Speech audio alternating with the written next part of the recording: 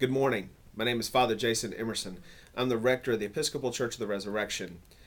While I'm an Episcopalian, I didn't grow up that way. My father is a retired Southern Baptist pastor. And more importantly than that, he is a faithful and active Christian. What I mean by that is that he practices his faith every single day in a variety of ways. One of the ways he does practice his faith is to read Scripture. Every day, my father digs into the Bible and immerses himself and tries to internalize the Scripture. He's done this since he was 12 years old, and he's in his 70s now. One thing he does every year in the month of December is he reads the Gospel of Luke. The reason he does this is because there's 25 chapters to the Gospel of Luke. So if you read one chapter every single day, beginning December 1st, you will read the whole Gospel by Christmas Day, or end on Christmas Day. That's just the way he thinks. So in the spirit of trying to learn something from my father, I am going to do this year and offer up these meditations on the Gospel of Luke, one chapter at a time. So the first chapter of the Gospel of Luke is today's topic. To summarize the chapter, it begins with a prologue where the author states his or her intentions. And then we get the story of the conception of John the Baptist, and then the story of the conception of Jesus, and then the story of John the Baptist's birth. Some things I noticed in this chapter that are worthy of interest.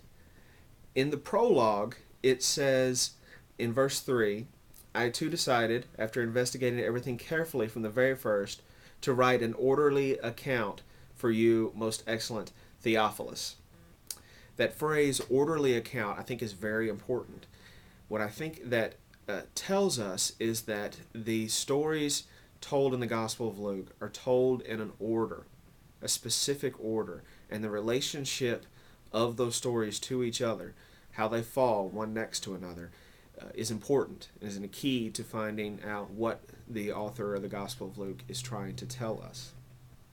The next thing I noticed was the stark difference between the conception story for John the Baptist and the conception story for Jesus.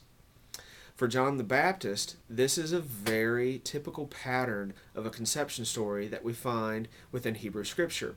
We think of Isaac, whose mother was old and father was even older, and they were barren, and God promised them a son, and he was born.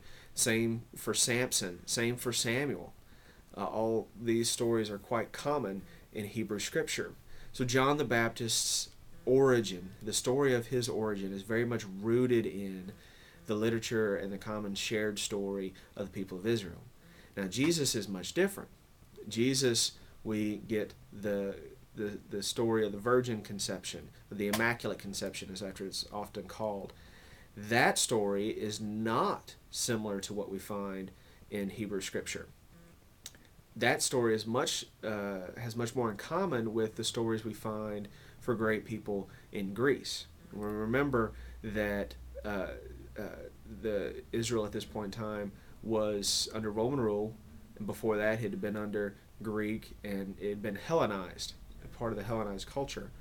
So we find in this story Jesus having a birth story much more closely related to that of Alexander the Great than we do of a great man from the story of Israel. Now, I'm not saying that Jesus wasn't a Jew. He was very much was a Jew. And we see in that story, despite it being an Immaculate Conception,